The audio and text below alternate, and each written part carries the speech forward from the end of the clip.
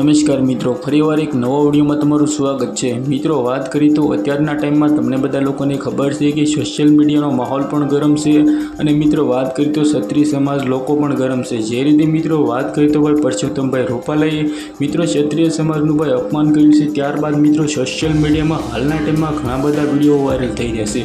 આના વિશે આપણે ચર્ચા કરવાના છીએ। સૌથી પહેલાં મિત્રો શું ભાઈ પરસોત્તમભાઈ રૂપાલા ઉપર મિત્રો દલિત સમાજના લોકોએ ભાઈ હુમલો કર્યો છે, આના વિશે પણ ખુલાસો કરવાના છીએ। તો સૌથી પહેલાં તમે આપણી ચેનલમાં નવા છો તો લાઇક કરો, શેર કરો, સબસ્ક્રાઈબ કરો તો ભાઈ બિલકુલ ભૂલતા નહીં, કારણ કે મિત્રો હાલના ટાઈમમાં ઘણા બધા વિડીયો ચાલી રહ્યા છે, તેના વિડીયો આપણી ચેનલમાં ઓલરેડી આવવાના છે અને ઉપલબ્ધ પણ છે, તમે જોઈ શકો છો નીચે।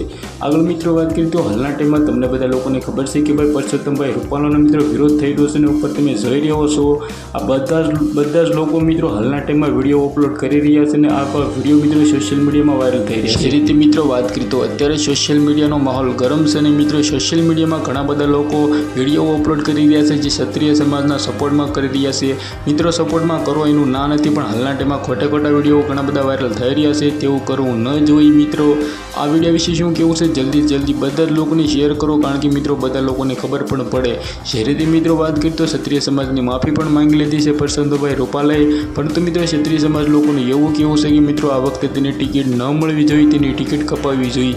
ટિકિટ વિશે પણ તમારે શું કેવું છે વિડીયોને શેર કરો, બધા લોકોને ખબર પડે કે હાલના ટાઈમમાં મિત્રો આ વિરોધ છે એ દિવસે ને દિવસે વધતો જઈ રહ્યો છે। એકવાર નહીં પરંતુ મિત્રો પરસોત્તમભાઈ રૂપાલાએ 2 વાર માફી માંગી લીધી છે, પરંતુ હાલના ટાઈમમાં તેને માફી આપવામાં આવી નથી। આના વિશે શું કહ્યું છે જલ્દીથી વિડીયોને શેર કરો।